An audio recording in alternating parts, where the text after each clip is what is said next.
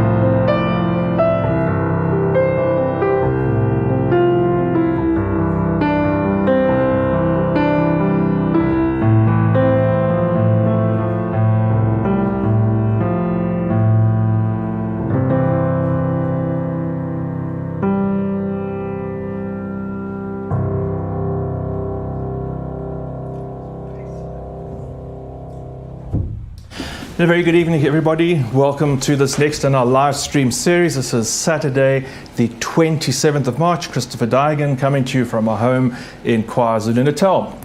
I'm very much hoping you can join us for the next hour for our in-concert session. This is a special session. We have reason to celebrate. I was thinking, why am I playing something so melancholic and so sad? Today is a good reason to celebrate, and it is because this is actually marking the 1 year, a full year, even though this is our stream number 106. We've had 2 extra streams last week or 2 weeks ago, 2 weekends ago. This in fact marks the culmination of a full 52 weeks, 1 year since lockdown. Yesterday was the first year of lockdown, first day, or today in fact, the first year since lockdown occurred in this part of the world, in South Africa, exactly 1 year ago. And it was on that day, the 28th of March, in fact, was the very first day that I did my live stream, my very first live stream. And I know that date because the 28th of March is International World Piano Day. It's the 88th day of the year, and 88 relates to the number of keys on the modern grand or the modern piano. Any modern piano has 88 keys. So the 88th day of the year is International Piano Day. In fact, it will be on Monday, but as our stream this year is not on Monday, it's on Saturday, and this is marking the anniversary, the first year since lockdown. Tonight is the day which I am playing a special program, not only for International Piano Day and not only for this momentous occasion marking the 1 year anniversary, but just because it's time to pull a big, very big rabbit out the hat. It's not quite Easter, but for me this is a big rabbit that I am going to be presenting tonight. This is a program which I've been working on for a number of years, and I have focused on for the last year in particular, and that is the 12 Etudes of Frédéric Chopin, Opus 10. I'm going to be telling you a little bit about that later on, and that will take up the second part of the program. But I need to start with something, because it's a big challenge for me. I need to start with something that is familiar, comfortable, and also I thought, well, actually after 1 year, even though I know everyone has heard me play these pieces many times, we should actually revisit that first live stream. Now, if you would like to see it, it is unfortunately only available on Facebook. I did share it on my personal page, and it's also, the link is available at my website on the Don't Stop the Music page. You can scroll through a whole year of details about the programs and the stories and the publicity that we've received around this momentous project. But you can also watch that very first live stream, and there's me looking at a cell phone, the coloring, bright pink, the coloring's all wrong, the lights are shining in the mirror. Yes, Angela, the lights are still shining in the mirror there. And the lighting is wrong, the sound is not great. I was using one or maybe two cell phones. But if you're on Facebook, you can go and revisit that. And I think in the beginning I'm saying, I'm not sure if this is working. Is anyone out there? Is anything really happening? And it was a very, very strange situation. But these are the three pieces that I played in that program. I also realized I talked for about 15 minutes as I started.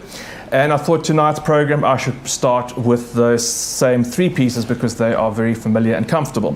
First of which, the Ronda Araturka by Mozart. And I laughed about this, that I usually play this in my live concerts because I ask people to turn their cell phones off, and many people's cell phones might or used to play this particular tune.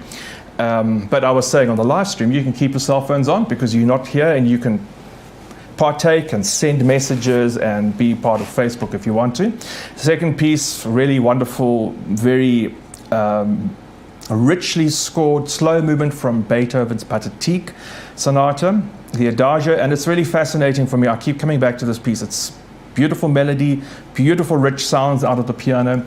But like all music, that I think the greater the music is, the more perplexing it is, the more evasive it is to find the real nuance. And I find this piece so challenging. It sounds so simple, but to find the right phrasing and the way to shape the climaxes and the colors is really very, very tricky. And every time I play it, I feel like I'm searching away for something new. And the third piece, the Grand Valse Brillante, Opus 18 by Frédéric Chopin. This piece of music I had recorded fortunately, in a very beautiful little film, a film version of it, which had been edited by a wonderful young filmmaker, Brad Malherbe. And as lockdown happened, we had completed this, and we used this as a great promo advertising to bring light to this plight that as performing artists we simply cannot perform. We cannot gather. As a concert producer, I realize it is just irresponsible to try and even encourage people to gather in large numbers for live music concerts, despite the fact whether it's legal or not. And so this little video went out with the Chopin Waltz, and it was also for many, many months the landing video at my YouTube subscribing page. You can please subscribe to YouTube. I now have over 570 subscribers, which I've gathered in a year. I need to get at least 1,000 to make things really work for YouTube. So if you're not a subscriber, please subscribe. And so it's had over 10,000 views on YouTube because every time someone new landed at my page, or even if anyone landed at my page, including myself, this Chopin Waltz video would start playing. I've probably been there 1,000 times just checking what's going on. So this is to start this evening's program of In Concert, the anniversary of our first year of lockdown. I didn't think I'd ever be saying that. Here is Mozart, Ronda Araturka, Beethoven Patatek, and the Chopin Waltz, Opus 18.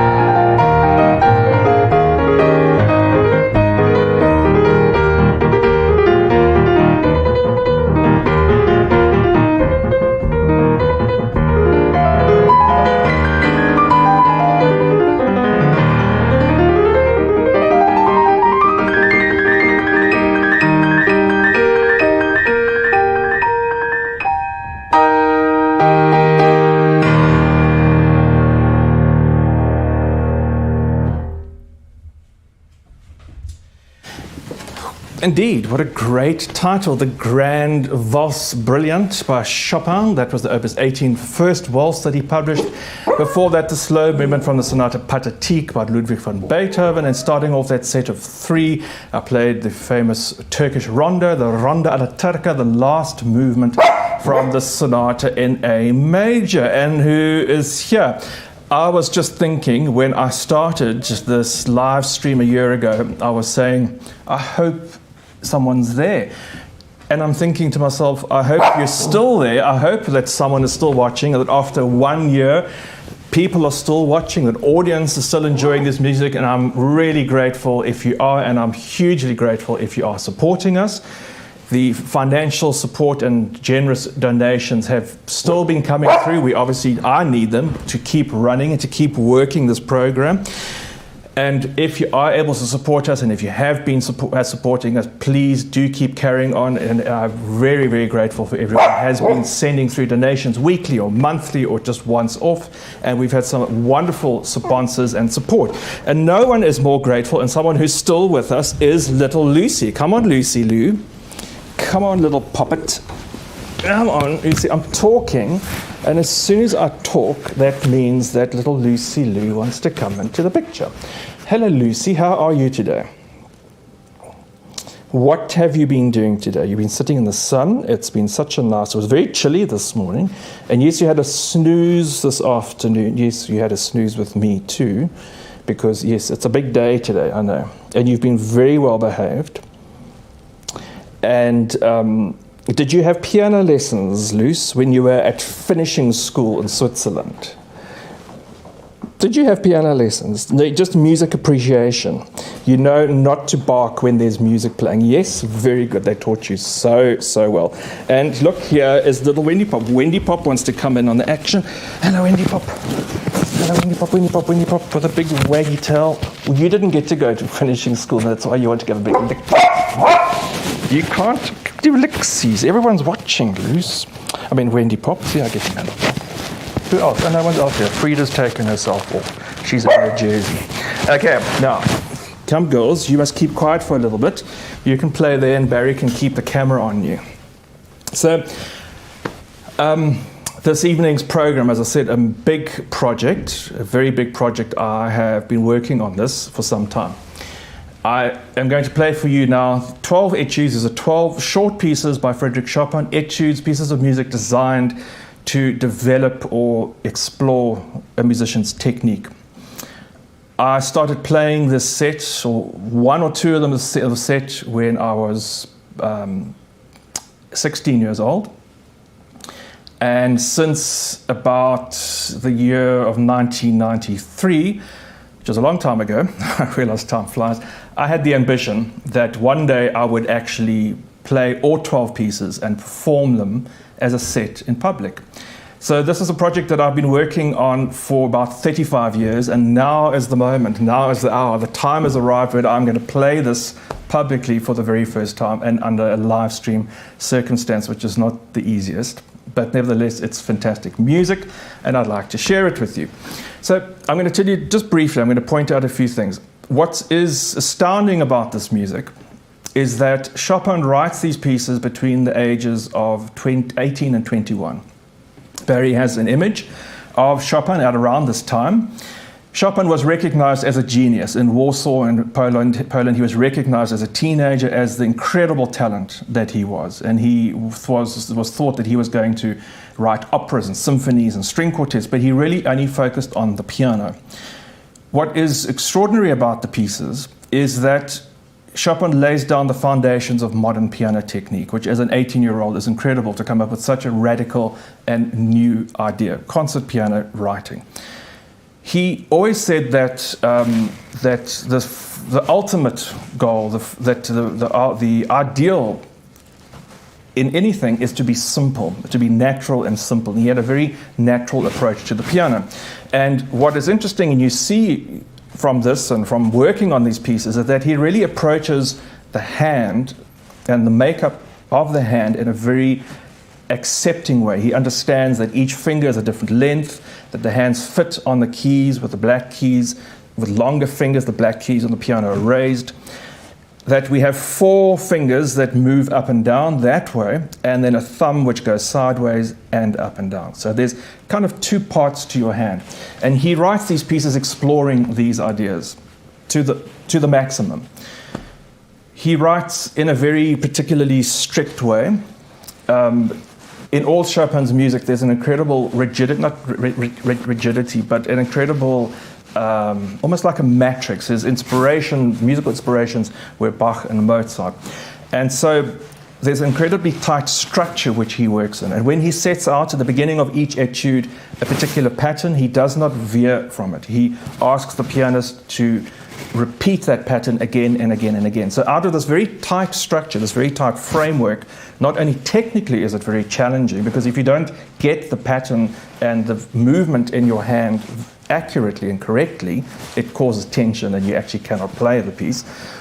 But also out of the strict structure, a very interesting, a very unusual musical ideas come. This is actually very interesting music, not only from a technical point of view, but the musical ideas are so fascinating and so fresh, because he's working in such a confined and tight working field. Many people, many pianists, even the great Chopin exponent Arthur Rubinstein, did not play these complete sets of pieces in public because of this incredible hard difficulty. The way that Chopin sets up something very challenging in terms of the movement of the hand and then repeats it relentlessly for 2 or 3 minutes at a time. And as I say, I've been working on these pieces for about 34 years.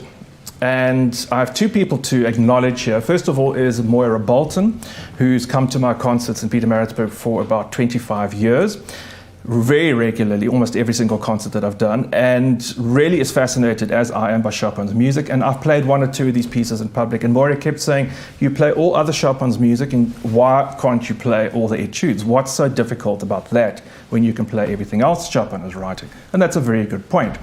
And Moira's pursued this and pushed me for 25 years to do this.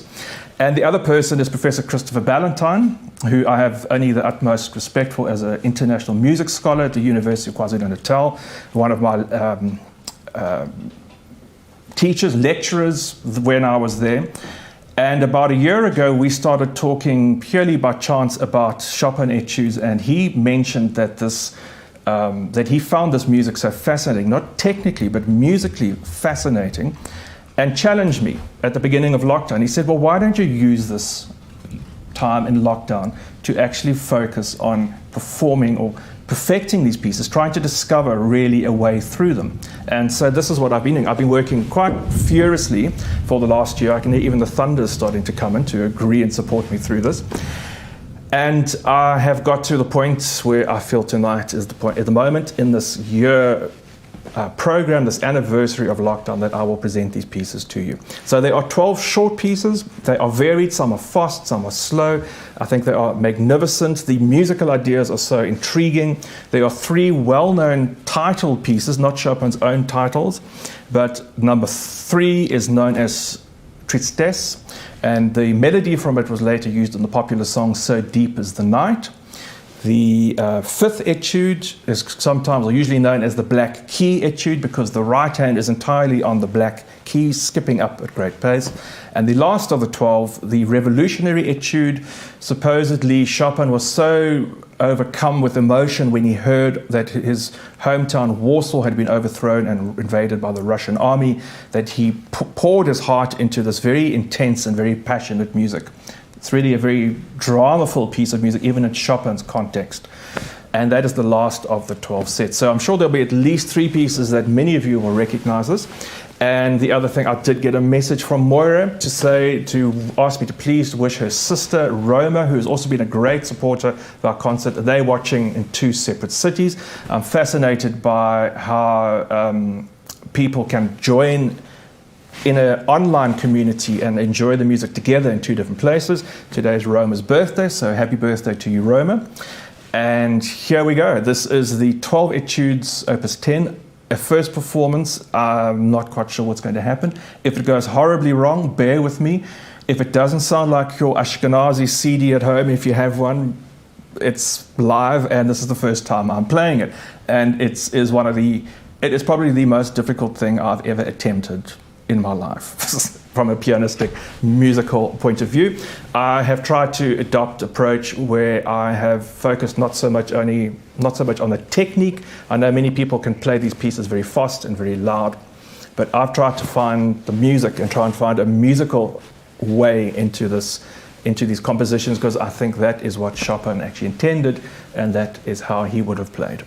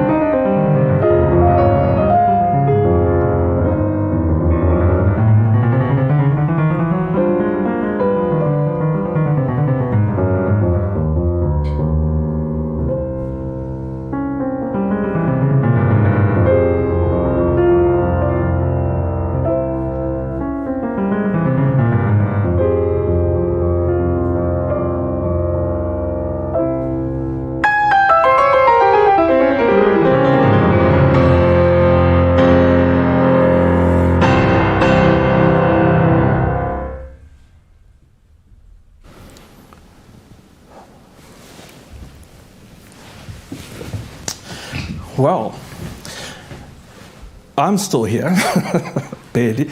I hope you're still there. That was the 12 etudes, all 12 of the etudes Op.10 by Frédéric Chopin.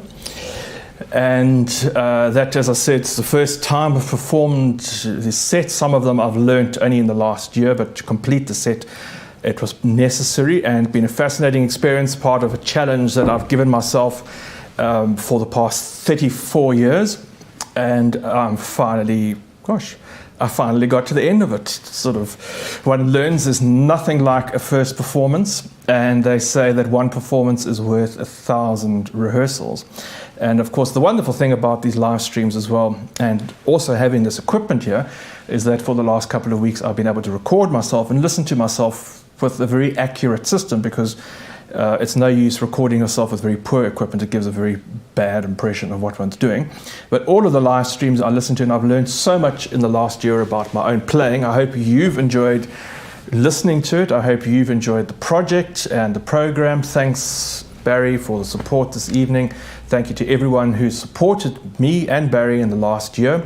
Please don't stop. We do need your support, the ongoing costs of everything, that to keep these live streams free. I'm looking very carefully at how to move forward, because obviously the lockdown situation is not going to disappear in a rush, but how I can actually produce more other types of presentations which will have a paid gate to them, you might say. But thank you for everyone who has been supporting us and who is generously sent donations, financial donations. If you are able to, you will see the QR codes coming up on the screen. You can also find all the details and the links for credit card, PayPal, and Quicket ticket. If you buy a ticket for every performance, it really does help us a long way. I know there are hundreds of people watching at YouTube, as well as the various platforms on Facebook, my pianist page, my personal profile, as well as Music Revival KZN, which covers all the concerts that I do generally around, or used to do around this part of the world, and then also the Cape Classic Music Festival page, which includes the Franschhoek Festival, various other concerts I do in Cape Town. There are many followers there, and also the Tatham Art Gallery, who very kindly have supported us in the last year with allowing us to broadcast on their page, their Facebook page, as we have traditionally done a series of concerts there every month for the last couple of years. So I hope you've enjoyed this evening's selection. A big ask. I'm not quite sure what it comes out or how it comes out in the live stream. It sounds very dramatic, sounds like I was playing a lot of noise. Even Frida gave a little yell there at some point. But I hope you've enjoyed it. Thank you all very much for the support over the last year. We look forward to carrying on. I've got a wonderful program called Mosaic of Tiny Details, Small Pieces, which I'm going to present on Wednesday with the titles at the end, so you're not going to know what you're listening to. And then a wonderful program next Saturday of some classic music, which will be on the Easter weekend. Stay well, look after yourselves, keep watching, and we look forward to seeing you again in the future.